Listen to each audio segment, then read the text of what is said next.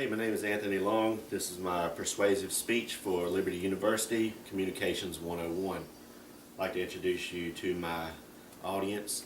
First, my cousin's wife Carla. She's holding my little girl Amelia, my cousin Brian, and my wife Stacy. Today I'll be presenting information regarding how crime affects each and every one of us, some of the root causes and solutions to crime. Have you ever had your 6-year-old little girl, who's it's your responsibility to take care of, ask you, Daddy, are those bad men going to come back to our house? November 11th, 2010, my family's home was broke into while we were away. The burglars stole so much more than our material possessions. They stole our sense of security. Your home is supposed to be your safe place. No matter what's going on in the world or outside your home, you should always feel safe there. The purpose of my speech is to present each of you how crime affects us all, a few of the root causes of crime, and some steps we can all take to diminish crime in our neighborhoods. Crime does not discriminate, does not pick and choose who it affects. It affects each and every one of us directly and indirectly, emotionally and monetarily. If you've been a victim of crime, you know firsthand the emotional aspects. You feel violated, your sense of security is lost. I can tell you from experience, it takes a long time to recover. May 2007, there was 37,574 inmates in the North Carolina Correction System. Each one of them had an average daily cost of $76.02. With 20,000 employees, plus the facilities used to house these inmates, it cost North Carolina taxpayers $1.365 billion a year. That's a lot of taxpayer money. Now let's discuss how crime can affect property values. For most people, their home is their largest purchase of their lifetime. In a high crime rate area, your house value can be reduced by 40% just because of crime.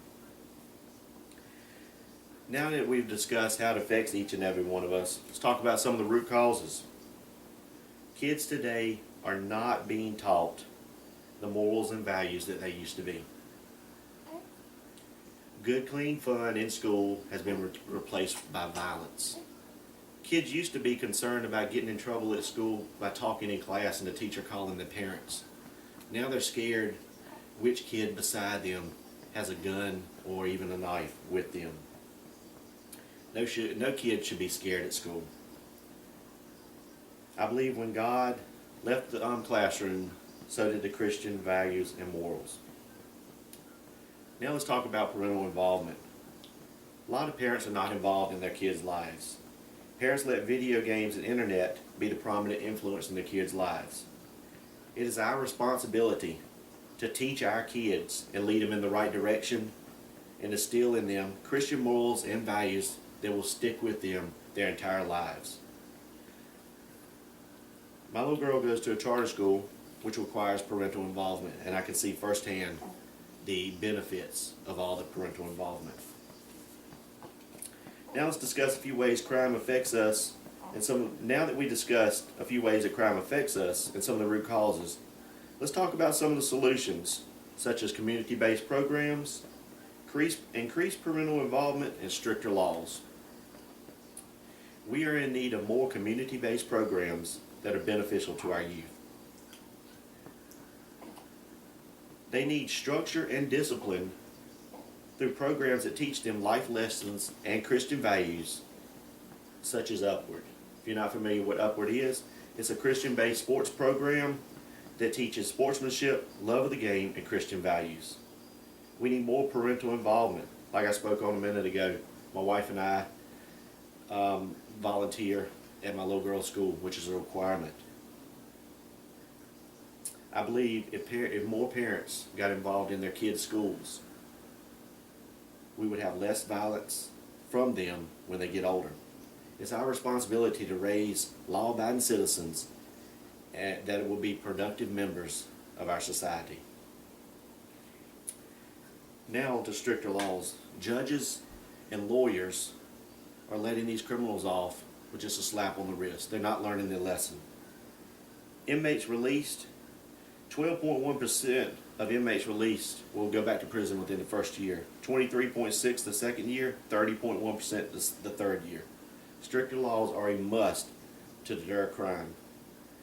North Carolina has signed into law the Castle Doctrine, which states that if a person forcefully enters your home, that is reason enough to believe that they are there to harm you, and you may use deadly force to protect yourself and your family.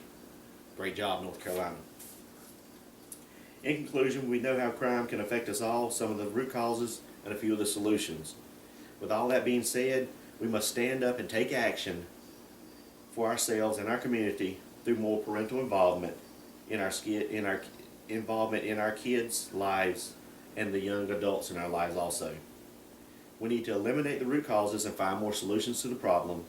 It is our responsibility to spread the Word of God and share the morals and values of a Christian lifestyle. I'd like to thank each of you for attending my speech today, and thank you so much.